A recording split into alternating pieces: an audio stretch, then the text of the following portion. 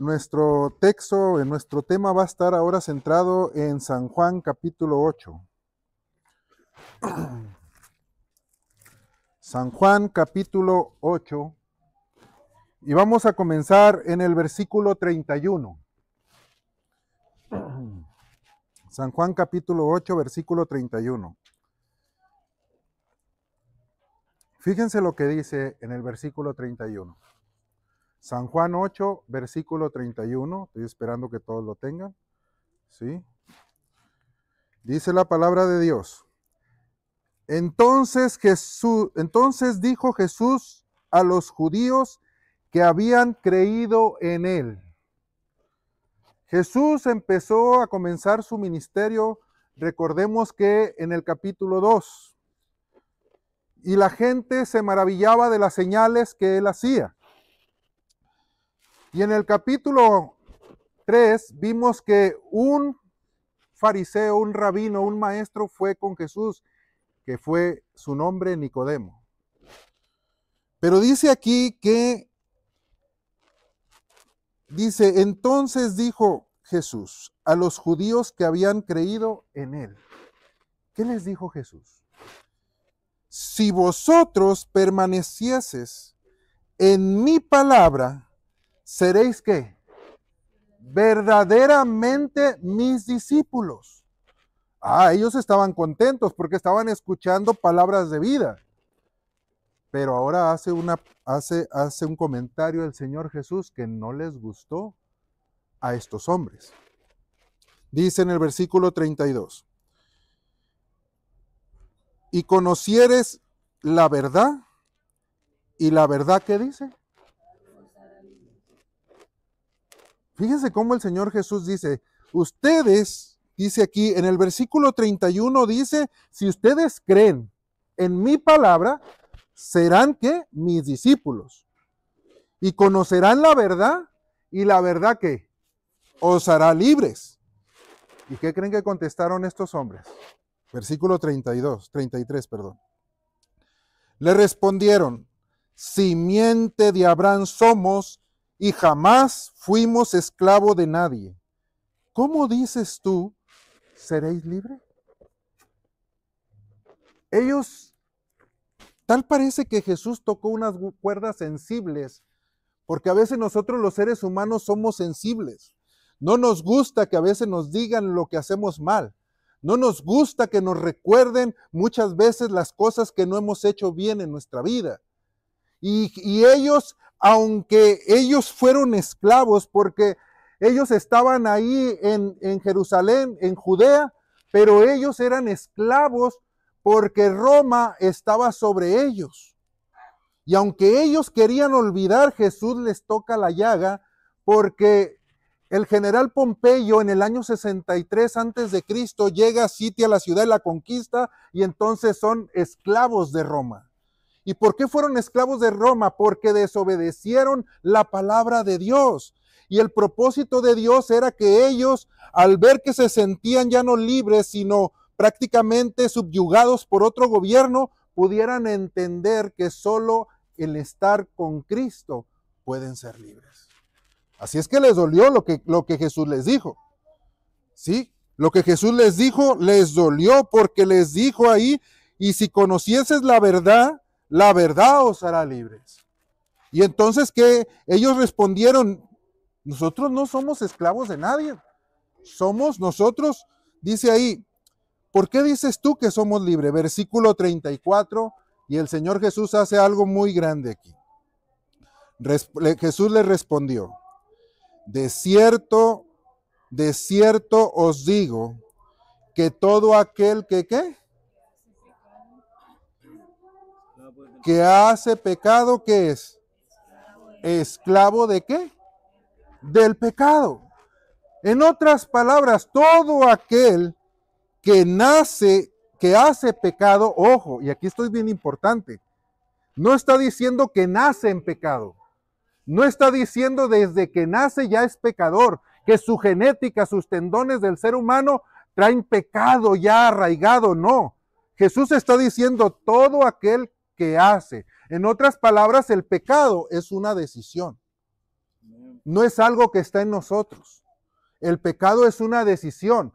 La tentación llega a tu vida y tú decides por medio de las pasiones bajas que nosotros tenemos debilitadas, que no tenemos la fuerza para decir no, llega la tentación y decido hacer aquello que no es lo correcto. Y por eso Jesús dijo, todo aquel que hace pecado es esclavo del pecado. En otras palabras, el pecado me alcanza a mí y produce en mí lo que el pecado es. ¿Se dan cuenta? Y entonces Jesús les está diciendo que eran esclavos, no nomás literalmente de los romanos, sino también de ¿qué? Del pecado. Porque aunque ellos decían tener la verdad, aunque ellos fueron privilegiados por Dios para poder llevar el plan maravilloso salvífico a través del santuario y de los ritos, prácticamente ellos no entendían que estaban viviendo en esclavitud. Ellos creían que estaban libres porque eran la niña de los ojos de Dios. Y entonces Jesús le dice eso. Ahora, como ellos se enojaron porque dijeron que simiente de quién son. Simiente de Abraham somos. Y no somos esclavos de nadie, dijeron ellos. Ellos se adjudicaban que eran hijos y simiente de Abraham porque Dios le había dicho Dios le había dado una promesa a Abraham que iba a tener un hijo y su descendencia iba a ser como las estrellas del cielo o como la arena del mar. Pero fíjense que ahora el Señor Jesús le está diciendo, bueno, si quieren que hable de Abraham, vamos a hablar de Abraham. ¿Por qué? Porque ustedes se escudan en la simiente de Abraham. Y déjenme decirles que no entienden lo que es la simiente de Abraham. Y ahora les voy a explicar, dice en el versículo 35. Y el esclavo no queda en la casa para siempre. El hijo sí permanece para siempre. ¡Wow! El Señor Jesús está hablando de dos personajes. Uno, que es esclavo y que no queda en casa. El segundo, que es hijo y permanece, ¿qué? Para siempre. ¿Cuántos hijos tuvo Abraham? 2. Al principio 2. 2 tuvo. ¿Uno con quién? Con la sierva, con la esclava. Y la otra, con su esposa Sara. Entonces le está diciendo Jesús a ellos, miren, Abraham tuvo 2 hijos. Uno lo tuvo con la esclava y la otra lo tuvo con su esposa. Ahora, para entender nosotros esto, porque el Señor Jesús le estaba diciendo que necesitan conocer la verdad porque la verdad te hace libre. Necesitamos saber qué es verdad, porque a veces no lo entendemos. Ahora, para poder entender eso, vamos a Gálatas, no perdamos Juan, vamos para Gálatas, capítulo 4. Gálatas, capítulo 4. Y vamos a leer desde el versículo 21. Fíjense bien lo que dice aquí en Gálatas, capítulo 4, versículo 21. Voy a esperar que los demás todos lo tengan en Gálatas, capítulo 4, versículo 21. ¿Ya lo tienen por ahí? Ok, Gálatas capítulo 4, versículo 21. Vamos a estar moviéndonos un poquito nada más en los versículos. Dice el apóstol Pablo, versículo 21, decidme que los que queréis estar bajo la ley, ¿no habéis oído la ley? Fíjense lo que dice aquí. Porque está escrito que Abraham, ¿cuántos hijos tuvo? 2 hijos. Dice, ¿uno de quién? ¿Y el otro? De la libre. Ahí están las 2 promesas, la esclava y la libre. Y fíjense, con eso ya entendemos entonces que uno es de la esclava y el otro es de la libre. En otras palabras, si la esclava tiene un hijo, el hijo ¿cómo nace? Esclavo. Si la libre tiene un hijo, el hijo ¿cómo nace? Libre. Entonces ya se entendió, pero ahora el Señor Jesús va a dar una enseñanza extraordinaria que abarcó en aquel tiempo y para nosotros hoy. Si lo entendemos, somos libres. ¿Sí? Si lo entendemos, somos libres. Y si lo aceptamos, somos libres. Pero si no lo aceptamos, entonces probablemente no nos hemos dado cuenta que seguimos en esclavitud. El versículo 23. ¿Qué dice? Pero la sierva, o sea, la esclava, nació según ¿qué? La carne, mas el de la libre fue ¿por qué? Por la promesa. Oh, wow, aquí es donde está el mensaje hermoso. Ahora el versículo 24, la cual es una alegoría, porque estos son dos pactos, uno en el monte Sinaí, el cual engendra para servidumbre, el cual es Agar. Ahora, dice que la sierva nació ¿de qué? Dice el versículo anterior, de la carne. No perdamos Gálatas porque ahorita vamos a volver. Póngale por ahí una marca y vamos a San Juan capítulo 1. ¿Qué es nacer? ¿Cómo es nacer de la carne? En San Juan el capítulo 1. Vamos rápido, el versículo 10. Vamos a San Juan capítulo 1, versículo 10. Dice la palabra de Dios. En el mundo estaba, y el mundo por él fue hecho, pero el mundo no le conoció. ¿A quién se está refiriendo? A Cristo Jesús. A los suyos vino, y los suyos no le recibieron. Fíjense lo que dice el siguiente versículo, el 12. Mas a todos los que le recibieron, a los que creen en su nombre, les dio potestad de ser hijos de Dios. ¿Qué dice aquí? A todos los que ¿qué? Le recibieron. ¿Qué necesitamos nosotros para ser hijo de Dios? Ojo, porque esto es bien importante. La cultura babilónica, la cultura tradicional del mundo, las filosofías más grandes, han hecho que nosotros, para poder ser llamados hijos de Dios, tenemos que hacer cantidad de cosas. Necesitas ir caminando a tal lado, necesitas agarrar una penitencia, necesitas rezar sabe cuántos Padres Nuestros y Aves Marías, necesitas hacer infinidad de cosas. Porque así nos han enseñado. Porque creemos que de esa manera nosotros agradamos a Dios y que de esa manera el Señor va a voltear hacia nosotros y entonces el Señor nos va a perdonar porque nosotros estamos haciendo algo para agradarle. ¿Qué les dijo Jesús? ¿Qué hemos visto los días pasados? Que el Señor Jesús no pide nada. Él nos busca, Él está pendiente de llamarnos porque el propósito y el plan de Él lo quiere hacer en nosotros, pero no pidiendo requisitos. Ahora fíjense lo que dice el versículo 13. Los cuales son engendrados no de sangre, ni de voluntad de carne, ni de voluntad de varón, sino de ¿qué? De Dios. Así es que todos los que le reciben, todos los que aceptan a Jesús y le abren la puerta de su corazón, Dios los recibe y si creen en el nombre de Cristo, entonces les da autoridad para que nosotros seamos llamados ¿qué? Hijos de Dios. Pero no así los que nacen, dice en el versículo 13, los que nacen de sangre, de carne o de voluntad de varón. No se les olvide eso. Ahora vamos a Gálatas, capítulo 4 nuevamente y vamos a leer el versículo nuevamente 24, a lo cual es una alegoría, porque estos son dos pactos, uno en el monte Sinaí, el cual engendra para servidumbre, el cual es Agar. Versículo 25, porque Agar es el monte Sinaí en Arabia, que corresponde a la que ahora es Jerusalén, y está en servidumbre con sus hijos.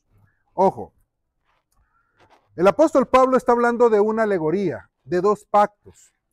Y el mundo cristiano que está en el mundo y que predica los dos pactos, fíjense qué concepto tienen de estos dos pactos. Ellos dicen, miren, los dos pactos el primer pacto es desde que Dios llamó al pueblo de Israel hasta Cristo. Ese es el antiguo pacto. Dios se enfoca en las promesas del pueblo de Israel, les da toda su ley, todas sus enseñanzas, y el pacto era nada más con ellos. Ese es el antiguo pacto que dicen. Pero, dice, el nuevo pacto es de la muerte de Cristo para acá. Ahora, en el antiguo pacto era bajo la ley o bajo las leyes, pero en el nuevo pacto es bajo la gracia. Ahora estamos bajo la gracia. Ahora ya somos salvos, siempre salvos, porque es la gracia para el mundo. Ese es el concepto que enseña el mundo cristiano. Pero el Señor Jesús y el apóstol Pablo no se están refiriendo a eso. Esto va más allá de una enseñanza para entender en qué consiste ser libres y en qué consiste la salvación. Y debemos de entenderla porque nosotros nos hemos complicado tanto la vida. No hemos entendido lo que es ser libres. No hemos entendido lo que es ser libres porque estamos en esclavitud. Ahora, fíjense entonces cómo podemos entender esto. Porque Agar es el monte Sinaí en Arabia que corresponde a la que ahora es Jerusalén y ésta está en servidumbre con sus hijos. Miren, Abraham tuvo 2 hijos, pero Abraham, cuando Dios llamó a Abraham en Génesis, no vamos a ir allá, Génesis capítulo 12, Dios llama a Abraham de Ur de los Caldeos y tenía más o menos aproximadamente 75 años. Y entonces cuando Dios le dice a Abraham, sal de tu tierra y de tu parentela a una tierra que te voy a prometer, ¿sí? Voy a engrandecer tu nombre, ¿sí? Y de ti voy a hacer una gran nación. Ah, caray. Abraham ¿tenía hijos para ese entonces? Abraham y su esposa eran estériles. No podían, bueno, más bien la mujer era estéril, Abraham no. La mujer era estéril. No podían tener hijos y más a la edad de ¿cuántos? De 70 años. 70 y tantos, cuando Dios llamó para que salieran de Ur, de los caldeos y de su familia. Ahora, Dios le da una promesa a Abraham. Y le dice, Abraham, tú vas a tener una descendencia. Y esa descendencia va a ser como la arena del mar o como las estrellas de los cielos. Si tú puedes contar las estrellas de los cielos, así va a ser tu descendencia. Y Abraham dice, ok, yo creo, Señor, en tu promesa. Está bien, la voy a esperar. Pero mientras Abraham se sale de Ur de los Caldeos y va a la Canaán, a la tierra prometida, ve que ahí hay cananeos. Y en el camino que había hubo una hambre en aquella región. Y entonces Abraham se va a Egipto. Pero Abraham recordando esa promesa, Dios me va a dar una descendencia, Dios va a hacer conmigo una gran nación. Qué bueno, él venía contento, él gozoso. Pero cuando llega a Egipto, ¿qué creen que hace? Ah, caray, mi esposa está hermosísima. Si digo que es mi esposa, me van a matar a mí, me la van a quitar. Y la promesa de Dios ya no se va a cumplir. Entonces él ideó un plan y dijo, mujer, no digas que eres mi esposa, di que eres mi hermana, para si hay algún problema, yo salgo al rescate, pero que no me maten, porque eres hermosísima. Y entonces llegó a Egipto. ¿Y quién creen que se enamoró de su esposa? El rey. Nadie más que el rey, el faraón. Y Faraón dijo, me gusta, es tu hermana, ven, siéntate, te voy a pasar al palacio. Y entonces dijo Abraham, ya la libré, la promesa se va a cumplir. Ya no me mató Faraón. Y a él no le importaba lo que iba a pasar, pero él creía que estaba ayudando a Dios a la promesa. Y entonces, esa noche, el Faraón tuvo un sueño, donde Dios le dijo, no toques a esa mujer, porque entonces sí te vas a meter en problemas. Y entonces el Faraón entiende y dice, ¿qué has hecho, hombre? Vete de aquí y salte inmediatamente y no te quiero ver. Y entonces se va. Cuando Abraham sale de ese lugar y pasan ciertos años, A veces como que la promesa que Dios quiere cumplir en nosotros somos tan desesperados que muchas veces queremos las cosas rápidas, ¿sí o no? Tengo calentura, una pastilla, en 5 minutos se me quita. Todo queremos rápido, somos desesperados. Somos impacientes, somos intolerantes. No queremos nosotros nada con tranquilidad. El Señor quería que Abraham reproduciera paciencia. Pero él y su esposa estaban como que le creían la promesa, pero que sí o como que no.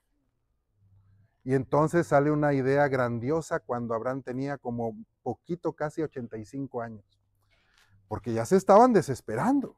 Si a los 75 ya estaban con problemas de no tener hijos, ahora a los 80 y tantos. Y entonces le dice la mujer sabiamente, ella le dice: Abraham, Dios va a cumplir la promesa, pero vamos a ayudarle a Dios. Así es que esta es mi esclava, mi sierva, Agar. ¿Por qué no te acuestas con ella? Y entonces tienen un hijo y ese va a ser el hijo de la promesa. Y entonces Abraham dijo: bueno, está bien. Y entonces nace Ismael. ¿Sí? La pregunta es, ¿nació de carne, de sangre, o nació de la promesa de Dios?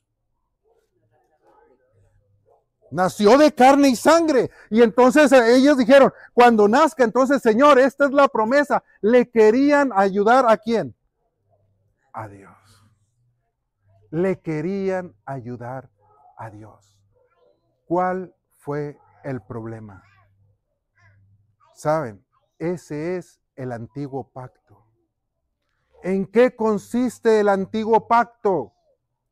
El antiguo pacto consiste en que la promesa de Dios que nos dice la creemos, pero hay que ayudarle a Dios. No sé si me estoy explicando.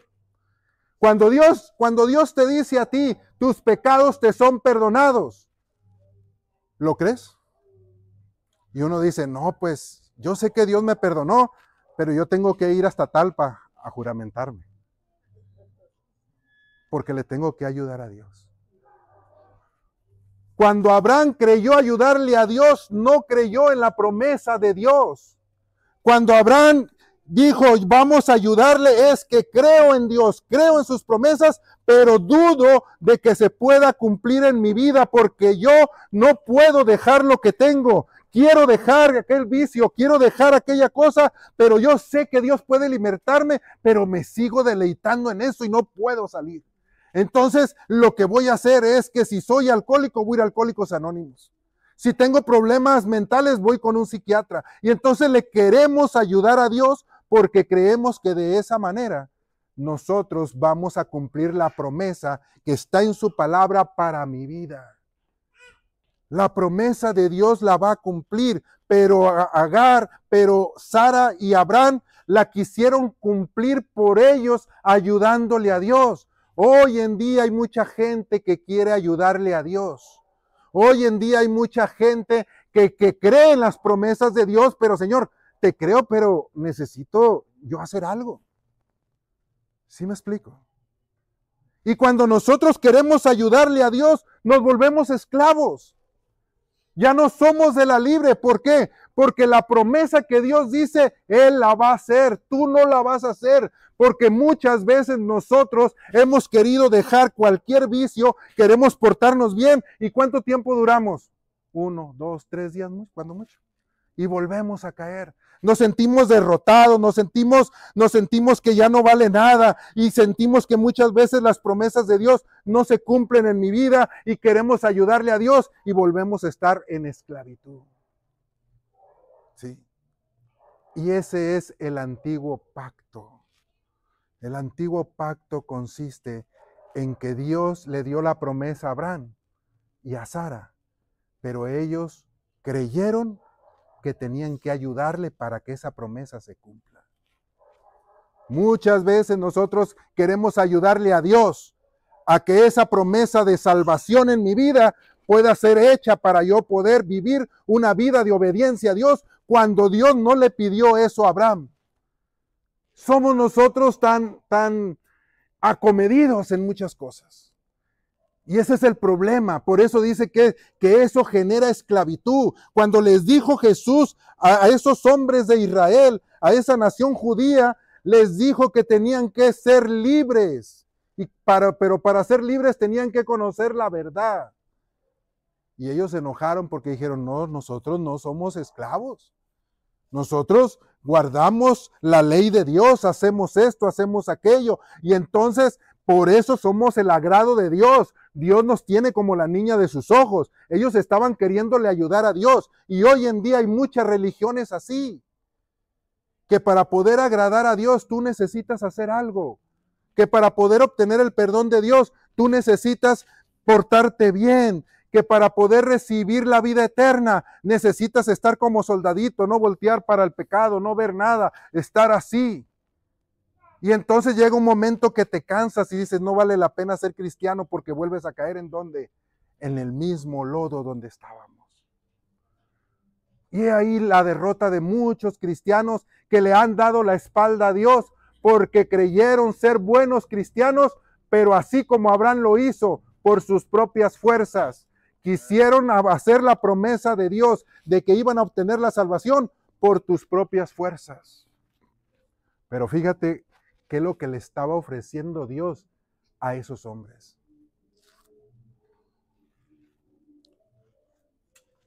Dice que esto es una alegoría. Que el antiguo pacto es la esclava y el nuevo pacto es la libre. ¿De cuántos años tuvo Sara a Isaac? Vamos a Romanos capítulo 4. Vamos al libro de Romanos, el capítulo 4.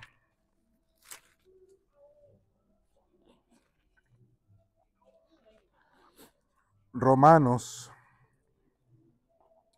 capítulo 4, versículo 18. Fíjense lo que dice. El cual creyó en esperanza contra esperanza, para vivir a ser padre de muchas naciones. ¿De quién se está refiriendo aquí? De Abraham. Conforme a lo que le había sido dicho, así será tu simiente. Ojo, el versículo 19.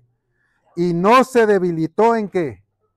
En la fe, ni consideró su cuerpo ya muerto, siendo ya como de ¿cuántos años?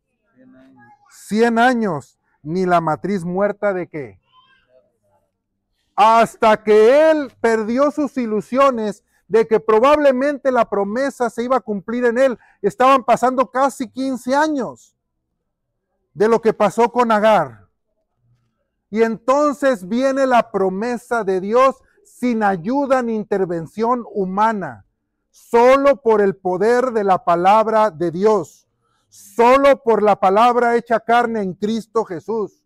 El que tiene al Hijo tiene la vida, el que no tiene al Hijo no tiene la vida. Y entonces, cuando viene eso, entonces en la matriz de Sara, que ya estaba muerta, que ya no podía estar lista, ya no servía para reproducir un bebé, Dios le da vida a algo que está muerto. El pecado genera esclavitud y la esclavitud te lleva a la muerte. Pero de ahí, de esa muerte, Dios te levanta. Así como lo hizo Sara, Dios te levanta. Y esta mujer, Sara, tuvo un hijo de la promesa. Y ahí es donde lo que Dios pide y lo que le estaba pidiendo Jesús a esos hombres, ¿saben qué le estaba pidiendo? Algo bien sencillo, pero difícil de hacer. El nuevo pacto consiste en que tú no haces nada para obtener perdón, para obtener redención, para obtener salvación. Ese evangelio le compete al Padre, al Hijo y al Espíritu Santo. Todas las promesas de Dios son para ti y para mí. Lo único que está pidiendo Dios es que lo creas. Es el único requisito, creer. Y entonces cuando tú crees en Dios, entonces dice el Señor, te haré andar en mis caminos, en mis mandamientos, te enseñaré el camino por donde debes andar, te mostraré lo malo y lo bueno, podrás discernir entre lo santo y lo común, vivirás conforme a mi voluntad, pondré mi espíritu nuevo dentro de ti y entonces caminaré en lo recto y aquello que te gustaba empiezas a dejar que te guste y empieza a haber una transformación en tu vida y la tentación que llegaba ya no tiene más potestad en ti y en mí. ¿Por qué? Porque la promesa se está cumpliendo. Yo soy la luz del mundo, dijo el Señor. Todo que en mí viene no lo echo fuera y las tinieblas no pueden estar donde está la luz. ¿Lo crees? Dijo el apóstol Santiago, tú crees en Dios, haces bien, pero recuerda, los demonios también creen, pero ellos tiemblan. Creer va de la mano con accionar. Creer va de la mano con tomar una decisión. Creer va de la mano con creerle a Dios que va a hacer una transformación en mi vida, una metamorfosis. De todo aquello que no me gusta, me va a gustar, porque tú ni yo somos capaces de transformar nuestra vida. Tú y yo no somos capaces de poder hacer un cambio. Solamente el poder, la verdad, la vida es capaz de transformar tu vida. ¿Y eso cuánto cuesta? Para ti, para mí, es un regalo. Por gracia, tú y yo somos salvos. La pregunta es que te hace el Señor. ¿Crees tú que yo puedo liberarte, perdonarte los pecados, restaurar tu vida, darte poder para que todo aquello que no puedes dejar de hacer, lo dejes de hacer? ¿Tú crees? Entonces toma la decisión. No alargues más la decisión, porque el Señor vino a buscar y a salvar lo que se había perdido. Yo no me puedo ir esta noche sin que Dios, a través de tu siervo, haga un llamado para ti.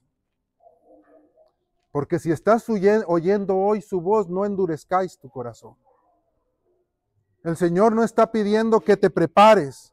El Señor lo único que está esperando que escuchas la palabra, una palabra encarnada para que tú y yo podamos vivir con esperanza, para que tú y yo podamos cambiar el rumbo de la vida, porque hasta el arrepentimiento tú y yo no lo producimos. El arrepentimiento es un regalo gratuito que Dios da para que tú y yo podamos vivir una vida de obediencia a Cristo. Quizá eso no lo entiendas ahorita porque una vez el Señor Jesús le dijo, las cosas que te hablo a veces no la entiendes, pero la entenderás después. Solo cree y acepta el mensaje de Dios. En esta noche quiero orar por aquellos que quieran levantar su mano y quieran aferrarse y aceptar las promesas de Jesús. Yo no te conozco, pero Dios sabe. Y Dios, desde que naciste, Dios está al pendiente de ti y te está llamando. Ayer dijimos que hasta el bocado, la comida, las migajas que nosotros comemos en nuestro diario vivir, aún las migajas que le damos a Dios en nuestro tiempo, en el oír y en todo, es por voluntad de Él y no de nosotros.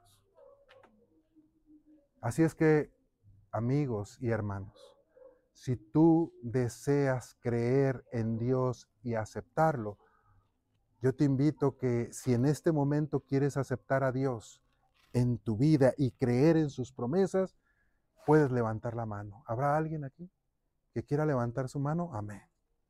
¿Alguien más que quiera levantar su mano y decir, yo te creo, Señor, yo quiero esas promesas, yo no puedo hacer nada, mi vida es un fracaso? ¿Habrá alguien más? Amén.